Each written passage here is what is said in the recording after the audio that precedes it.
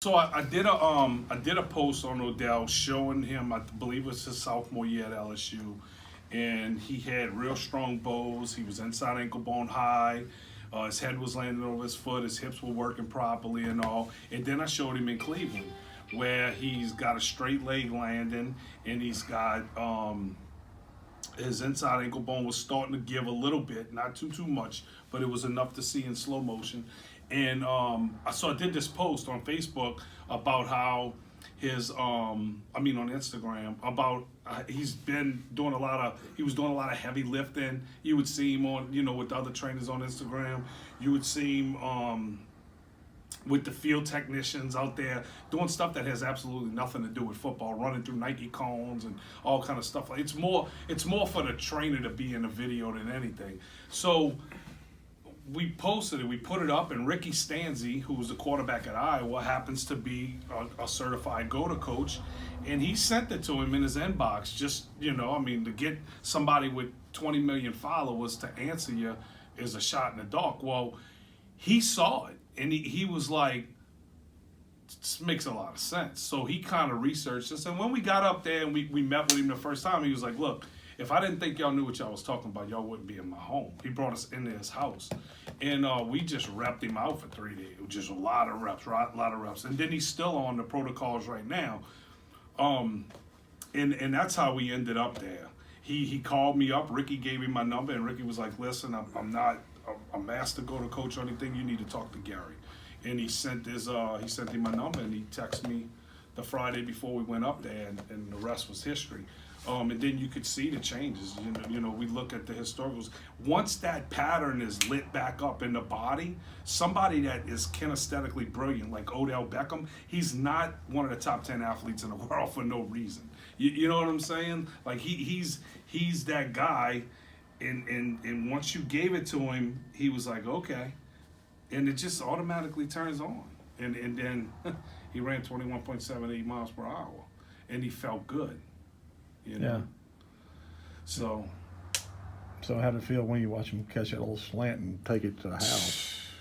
Listen, it felt great. We were excited. We know what it is. We had to wait 2 years for that because when we recoded GOATA Joe, which you did a story on Joe about his humanitarian efforts for his nephews. When we recoded Joe, and he went from a 4.5 guy to a 4.28 guy in our face, and his fluidity was off the charts. We actually thought that Joe was going to be a lockdown defensive back in the NFL. I was like, well, I've never seen anybody move that well.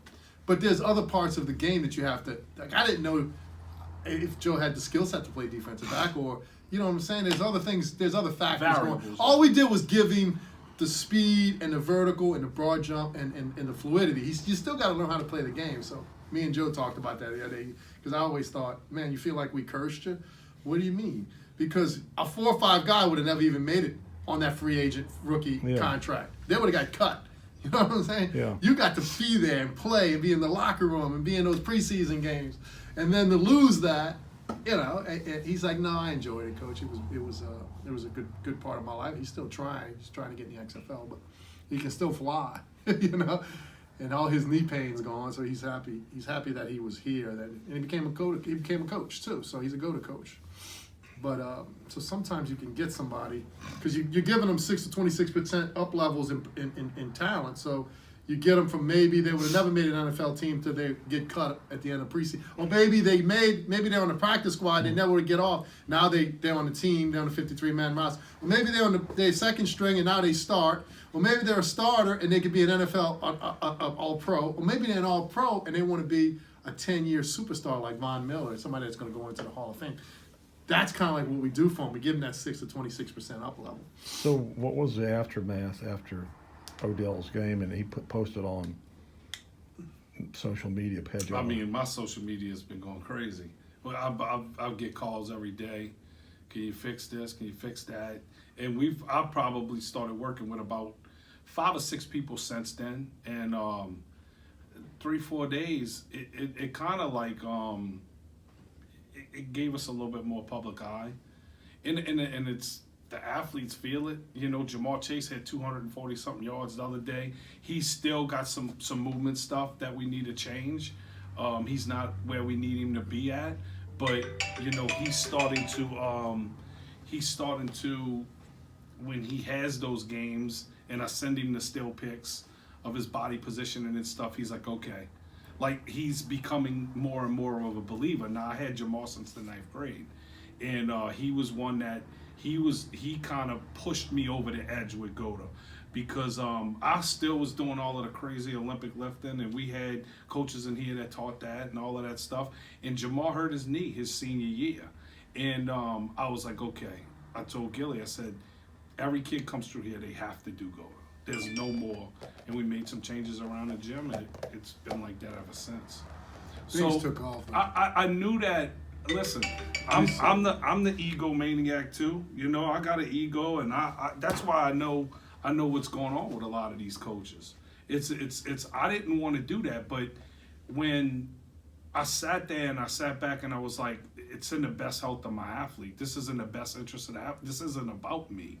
I knew that I had to switch over. Yeah, and that's when it got real serious. And then when we started recoding people, and now it's around 400, and it's everybody from an 8-year-old that's got trouble all the way up to an 80-year-old.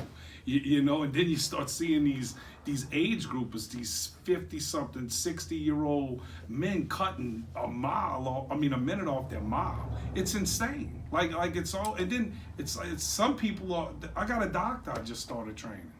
And he's like, I could have went to school for 8 more years and never learned this. And he's like, it's just not available. It's not slow motion. This stuff is not available. This is brand new technology based on an incubating period for me was about 20 years. So having destroyed my back when I was 21, then having walked away from the medical community, the spiritual woo-woo community, the fitness mumbo-jumbo community, and found the true healers. Then having the film background, early adopter to V1 golf in the late 90s, and to watch over and over and over again what the freaks do, how they do it for 20 years and not get hurt. And then watch every injury in slow motion and say, this is the pattern. I watch people who get plantar fasciitis and patellofemoral, this is the pattern. And then say, hey, the same pattern that gets an endurance athlete in trouble is the same pattern that ruptures an Achilles. It just took a long time. But without the iPad, it would have never happened, or the Android tablet, because you just don't have access to the only the media companies had access to slow motion video before 2010. You know, it was hard to get sleep. So now we could go to YouTube and scrape what we wanted. Yeah. And say, here's an injury. What are the patterns? Here's a super athlete. What are the patterns? Here's an injury. Here's a super athlete. Here's somebody with plantar. And then you start to realize that the doctors and biomechanics and the exercise physiology, the guys at the think tanks, they don't have a clue because they learned it wrong.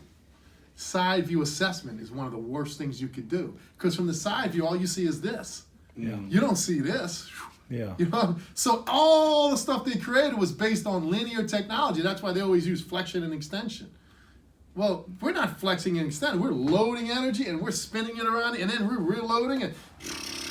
So everything has to change to the super athlete technology, which is rotary movement. And the biggest thing too is if a child develops that way and a child stays in that movement pattern, and indigenous cultures, they have the same movement patterns and the same indicators of GOATA, and then you look at the super athlete and he does the same thing that Ed Reeds and all that. Deion Sanders play at a high level for a long time without all of the repetitive stress injury or major non-contact injury. How can you sit there and argue with that? You know, there's something special about it. And a lot of coaches that are looking at it are saying, man, once you show me this, it's like I can't turn away. It's like they take the red pill, you know, and it's we can't turn, but then they don't act on it. And that's the upsetting part for us is that, you know, it's like these kids are blowing their knees out after we've already exposed them to all of this stuff. And it's tough to watch. But the parents, the athletes, you know, the ones that you, when you get to a real personal level with these kids and stuff, they care. Like they care. Do care. You know, you don't want, the worst thing for a parent of a senior in high school is for the kid to blow his knee out when it could have been prevented. Yeah. And then this kid's whole life has changed.